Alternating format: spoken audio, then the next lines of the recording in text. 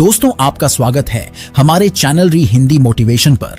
दोस्तों, साल 2006 में एक बुक पब्लिश होती है जिसका नाम था द सीक्रेट, और पब्लिश होने के कुछ ही महीनों के अंदर इसके मिलियंस ऑफ कॉपीज बिक जाते हैं। और फिर यही से एक और वर्ड को सबसे ज्यादा पॉपुलैरिटी मिली, जो आज के समय में इंटरनेट और सोशल मीडिया पे बहुत ही ज्यादा ट्रेंडिंग में रहता है, और वो वर्ड है मैनिफेस्टेशन। अगर आप लॉ ऑफ अट्रैक्शन और सबकॉन्शियस माइंड के बारे में जानते हैं तो आप मैनिफेस्टेशन के बारे में जानते ही होंगे। लेकिन अब सवाल यह है कि आखिर ये मैनिफेस्टेशन काम कैसे करता है। अगर लॉ ऑफ अट्रैक्शन एक लॉ है तो वो सबके लिए समान होना चाहिए। आखिर क्यों कुछ लोगों के लिए यह काम करता है और कुछ लोगों के लिए यह काम नहीं करता? आखिर मैनिफेस्टेशन का असली मतलब और उसके पीछे का क्या सीक्रेट है, चलिए जानते हैं आज के इस वीडियो में। दोस्तों, सबसे पहले तो ये जान लेते हैं कि मैनिफेस्टेशन का मतलब क्या होता है। तो मैनिफेस्टेशन एक ऐसी प्रोसेस है जिसमें आप अपने विचारों, अपने इमोशंस, अपनी फीलिंग्स और अपने विश्वास की मदद से अपने सपनों और अपनी इच्छाओं को एक रियलिटी का रूप देते हैं। मतलब कि हमारे मन की सारी ऊर्जा को किसी एक चीज की ओर केंद्रित करके उस चीज को अपनी तरफ आकर्षित करना एक मेंटली और स्पिरिचुअल अभ्यास है, जिसकी मदद से आप खुद को और अपनी आसपास के एनवायरनमेंट को बेहतर बनाते हो। हमारे विचार, हमारे इमोशंस और हमारी फीलिंग, ये तीनों चीजें हमारे पूरे जीवन को प्रभावित करती है, और फिर उसी प्रकार से हम चीजों को और उस तरह के एनवायरनमेंट को हम अपनी तरफ आकर्षित करते हैं। यानी मैनिफेस्टेशन का मतलब यही हुआ कि हमारे विचार, इमोशंस और फीलिंग को हमारे सपनों और इच्छाओं के साथ अलाइन करना। अगर इसे आपको फिल्मी तरीके से बताऊं तो कहते हैं, अगर किसी चीज को दिल से चाहो तो पूरी कायनात उसे तुमसे मिलाने की कोशिश में लग जाती है। अभी आपको मैनिफेस्टेशन होता क्या है उसके बारे में पता चल गया होगा। अभी इसके पीछे के बेसिक साइंस को समझने की कोशिश करते हैं। तो देखो, जब भी आप अपने दिमाग में किसी चीज की तस्वीर या फिर किसी चीज को बार बार बोलते हो तो आपके दिमाग में उससे जुड़ा एक नया न्यूरल पाथवे क्रिएट होता है, जिससे आपकी उस चीज से जुड़ी क्लैरिटी बढ़ने लगती है। और फिर धीरे धीरे करके आपके इमोशंस और फीलिंग भी इससे जुड़ने लगते हैं, जिससे वो न्यूरॉन कनेक्शन और स्ट्रांग होता है। जितना ज्यादा आप अपने दिमाग में इमोशंस को क्रिएट करेंगे, उतना ही ज्यादा आप उसको मैनिफेस्ट करेंगे। और यही न्यूरोप्लास्टिसिटी के पीछे का साइंस है। पहले यह माना जाता था कि हम सिर्फ किसी फिजिकल प्रैक्टिस से ही नए न्यूरॉन्स का कनेक्शन बना सकते हैं, लेकिन अभी हुई कुछ रिसर्च से यह पता चला है कि हमारे दिमाग को इमेजिनेशन और रियलिटी के बीच का फर्क पता नहीं चलता।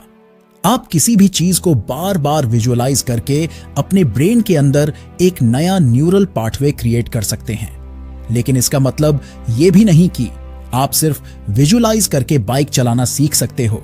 विजुअलाइजेशन सिर्फ आपको उस चीज को समझने में और आपके दिमाग की क्लैरिटी के लिए है। उससे आपके दिमाग को यह पता चल पाए कि आपको किस चीज को ज्यादा प्रायोरिटी देनी है, और इससे आपका दिमाग उस चीज से रिलेटेड सभी चीजों को ऑब्जर्व कर पाए और आपको उस चीज तक पहुंचने की नई नई अपॉर्चुनिटी दिखा पाए। और इसके अलावा हमारे दिमाग में एक और चीज होती है जो बहुत ही इंटरेस्टिंग है, जिसे रेटिकुलर एक्टिवेशन सिस्टम यानी कि RAS कहते हैं। RAS हमारे ब्रेन का एक महत्वपूर्ण हिस्सा है जो हमारी कॉन्शियसनेस और हमारे फोकस को कंट्रोल करता है। जैसे मैं आपको एक उदाहरण से समझाने की कोशिश करता हूं। अगर आपको कोई चीज खरीदनी है तो अभी के समय में आप सबसे पहले उसे इंटरनेट पे जाके सर्च करते हैं। मान लो कि आपको कोई मोबाइल खरीदना है तो आपने उसे गूगल पर जाके सर्च किया ये जानने के लिए कि उसके फीचर्स क्या है। आपने उसके फीचर्स 2-3 वेबसाइट में जाकर चेक किए, और आपने अगर गौर किया हो तो फिर थोड़ी देर बाद जब आप किसी और सोशल मीडिया प्लेटफॉर्म पर जाएंगे तो फिर वहां आपको अपने आप ही उसी मोबाइल का ऐड दिखाई देगा। जब आप कोई वीडियो देख रहे हो या स्क्रॉल कर रहे हो तो आपको बार बार वही मोबाइल की एड्स दिखाई देने लगती है, जो आपको उसे खरीदने पे मजबूर करती है। इसके अलावा अगर आप कोई वीडियो देख के उसे लाइक करते हैं तो फिर थोड़ी देर में उसी प्रकार के वीडियो आपके सामने बार बार आते हैं। मतलब वेब ब्राउजर और सोशल मीडिया प्लेटफॉर्म आपके प्रेफरेंस जैसे कि लाइक्स, सर्च और कमेंट्स को देखते हैं, और फिर उसी प्रकार के रिजल्ट्स को आपको बार बार वापस भेजते रहते हैं, जिससे आप क्या चाहते हैं उस पे आपका फोकस बना रहे हैं। खैर, ये एक प्रकार से इंटरनेट और सोशल मीडिया का एल्गोरिदम है, लेकिन ठीक इसी प्रकार का एक एल्गोरिदम हमारे ब्रेन में भी होता है, और उसी को रेटिकुलर एक्टिवेशन सिस्टम कहते हैं, और इसे आपने कई बार एक्सपीरियंस भी किया होगा। जैसे कि मान लो आपको कोई कार खरीदनी है, तो सबसे पहले आप उस कार के बारे में सही से जानकारी लेते हैं, आप उसकी पूरी डिटेल के बारे में जानते हो, और फिर जब आप कहीं भी रास्ते में आ जा रहे हो तो आपको वही कार बार बार देखने को मिलती है। जैसे रोड पे कहीं बैनर या पोस्टर में, अभी इसका मतलब ये नहीं कि वो पहले मौजूद नहीं थी और अभी ही आपको बार बार दिखाई दे रही है। इसका मतलब ये हुआ कि आपने उस कार के बारे में अच्छे से जाना है, उसको कई बार अनजाने में ही आपने विजुअलाइज भी किया है, और इसीलिए आपके RAS ने उसको आपकी प्रायोरिटी बना लिया है। और इसीलिए रास्ते में जा रही सभी कार्स को इग्नोर करके आपका RAS सिर्फ उसी कार पर फोकस करता है जिससे आपको ऐसा लगता है कि आपको वही कार बार बार दिख रही है। अभी इससे यह स्पष्ट है कि एक बार हम किसी चीज या विचार के बारे में कॉन्शियस हो जाते हैं तो वो चीज फिर हमें हर जगह दिखाई देना शुरू हो जाती है। हमारा RAS फिर उन्हीं चीजों को हमें बार बार दिखाता है। देखो, RAS हमारे कॉन्शियस माइंड और हमारे सबकॉन्शियस माइंड के बीच एक गेट कीपर की तरह है जो अननेसेसरी चीजों को इग्नोर कर देता है और अभी हमारे लिए क्या जरूरी है उस पर फोकस करता है। हमारे पांचों सेंसों से मदद से जो भी इंफॉर्मेशन हमारे दिमाग के पास पहुंचती है उसमें से 99.9% इंफॉर्मेशन को हमारा कॉन्शियस माइंड इग्नोर करता है। RAS हमें अवेयर करता है कि कौन सी चीज हमारे लिए जरूरी है। हमारा RAS समय के साथ साथ हमारी सभी हरकतों को और हमारे बिहेवियर को देखता रहता है और फिर उसी के हिसाब से ये हमारी सभी प्रायोरिटी की एक लिस्ट बनाता है और फिर हमारा फोकस वहीं पे बार बार ले जाने की कोशिश करता है। इसीलिए अगर आप किसी चीज के बारे में बार बार सोचते हो या किसी चीज को आप बार बार विजुअलाइज करते हो और आपके इमोशंस और फीलिंग्स भी उसमें जुड़ने लगते हैं, तब ये उस चीज को हमारी प्रायोरिटी बना देगा और फिर आपका RAS उस चीज को सही साबित करने के लिए सबूत ढूंढना शुरू कर देंगे और आपको फिर वही चीजें बार बार दिखाएगा जो उस चीज से जुड़ी है, जिससे आपको उस चीज तक पहुंचने की और अपॉर्चुनिटी मिलने की संभावना बढ़ जाती है। देखो, यहां मैंने जितना सिंपल हो सके उतना सिंपल करके आपको समझाने की कोशिश की है कि आखिर हमारा दिमाग और RAS किस प्रकार से काम करता है और किसी भी चीज के बारे में बार बार सोचने से वो कैसे हमारी प्रायोरिटी बनती है, उसके बारे में अब आपको पता चल गया होगा। अभी ये तो हो गई साइंटिफिक नजरिए से बात, लेकिन हमारे वेद और उपनिषद मैनिफेस्टेशन के बारे में क्या कहते हैं?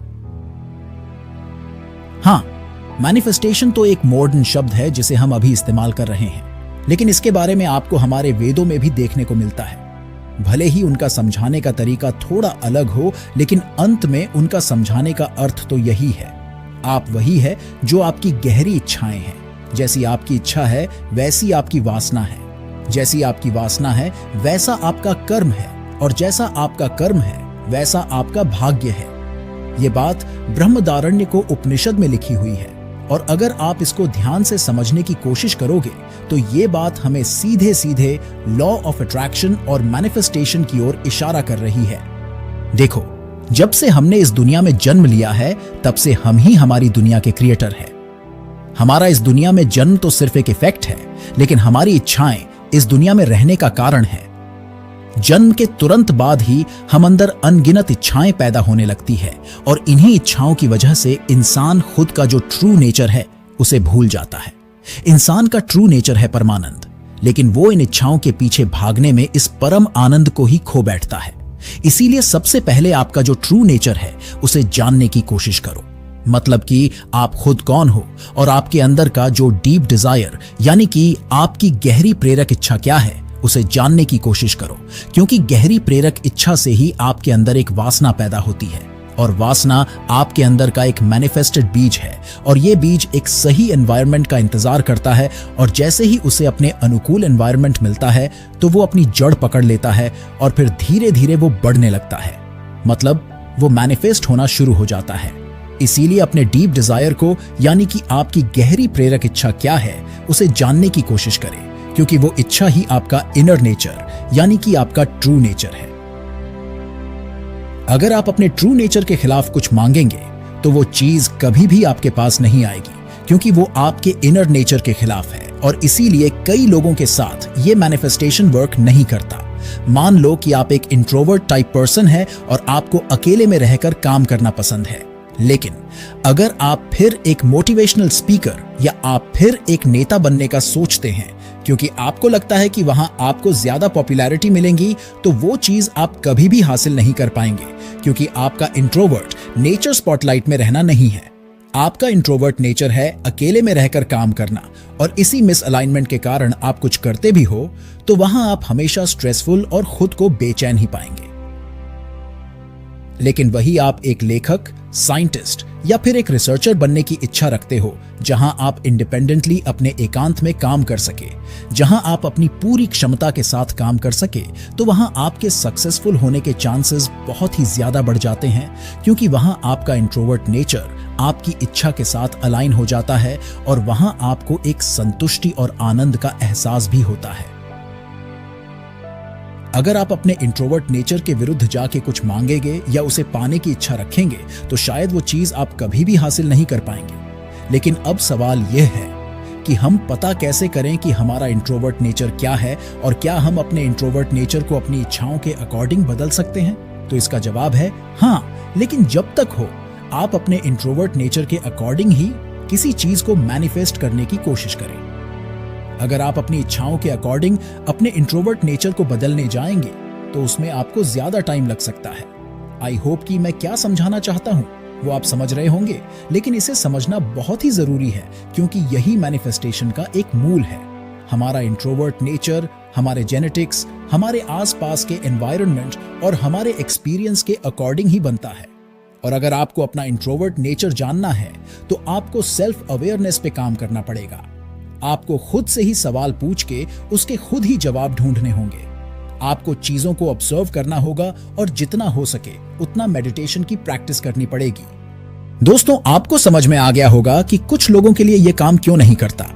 अगर आपका इंट्रोवर्ट नेचर नेगेटिव होगा तो आपके साथ हमेशा बुरा ही होगा, और अगर आपका इंट्रोवर्ट नेचर पॉजिटिव होगा तो आपके साथ हमेशा अच्छा ही होगा। इसके लिए सबसे जरूरी है हमारी सेल्फ टॉक। हर एक इंसान खुद से बात करता है और वो जिस प्रकार से खुद से बात करता है उसी हिसाब से उसके दिमाग के अंदर इमोशंस क्रिएट होते हैं, और जैसे उसके इमोशंस क्रिएट होते हैं वैसी ही उसकी इच्छाएं प्रकट होती है, और इच्छाओं की वजह से ही वासना उत्पन्न होती है, और वासना ही हमसे कर्म यानी कि एक्शंस करवाती है, और अपने कर्म के हिसाब से ही हम किसी चीज तक पहुंच सकते हैं। मतलब इसकी शुरुआत तो एक विचार से ही होती है, वो विचार फिर उसके जैसे अनेक विचारों को जन्म देता है, और जिससे एक इच्छा बनती है, और एक जैसी अनेक इच्छाओं को मिला कि आपके अंदर एक गहरी प्रेरक इच्छा बनती है, और वो ही आपका ट्रू नेचर बनता है। इसके लिए सबसे जरूरी है पॉजिटिव थिंकिंग, और अभी बाकी सारी चीजें तो नॉर्मल है जिसे करना तो जरूरी ही है, जैसे कि रोज विजुअलाइज करना, रोज पॉजिटिव अफर्मेशंस का अभ्यास करना, और खुद से हमेशा पॉजिटिव सेल्फ टॉक, अपनी आदतों में बदलाव करना। ये सब चीजें तो आपके डेली रूटीन का एक पार्ट होना ही चाहिए, लेकिन आपके लिए यह जानना जरूरी था कि आखिर मैनिफेस्टेशन वर्क कैसे करता है। हम में से ज्यादातर लोग हमारे इंट्रोवर्ट नेचर को जाने बिना ही चीजों को मैनिफेस्ट करना शुरू कर देते हैं, जबकि सबसे पहले आपको खुद को जानना होगा और आप किस चीज के लिए बने हैं उसे जानना होगा, और ये चीज आपको लंबे अभ्यास और खुद के ऊपर काम करने से ही पता चलेगी। नई नई चीजों को ट्राई करो, रोज कुछ नया सीखने का ट्राई करो इस दुनिया को, और खुद को ऑब्जर्व करना शुरू कर दो। मैनिफेस्टेशन का मतलब यह नहीं है कि आपको बंद कमरे में अचानक एक विचार आया कि चलो एक बिजनेसमैन बन जाते हैं, और फिर आप बस दिन रात सोचते रहो कि मैं बिजनेसमैन बन जाऊं। ऐसे तो आज हर कोई एक बड़ा बिजनेसमैन होता, लेकिन नहीं। यह सुनने में जितना आसान लगता है कि जैसा सोचो वैसा पाओ, लेकिन करने में यह उतना ही मुश्किल है। आपकी पूरी एनर्जी को उस एक इच्छा के साथ अलाइन करना और अपने इंट्रोवर्ट नेचर को जानना इतना आसान भी नहीं है। इसीलिए दोस्तों, मैं कई बार यह कहता हूं कि पहले खुद के ऊपर काम करो और खुद को ढूंढने की कोशिश करो। दोस्तों, मुझे उम्मीद है कि अभी आप मैनिफेस्टेशन को अच्छे से जान गए होंगे। दोस्तों, अगर आप हमारे चैनल री हिंदी मोटिवेशन पर नए हैं तो अभी सब्सक्राइब कर लीजिए। तो दोस्तों, मिलता हूं एक और नए वीडियो के साथ। तब तक के लिए धन्यवाद।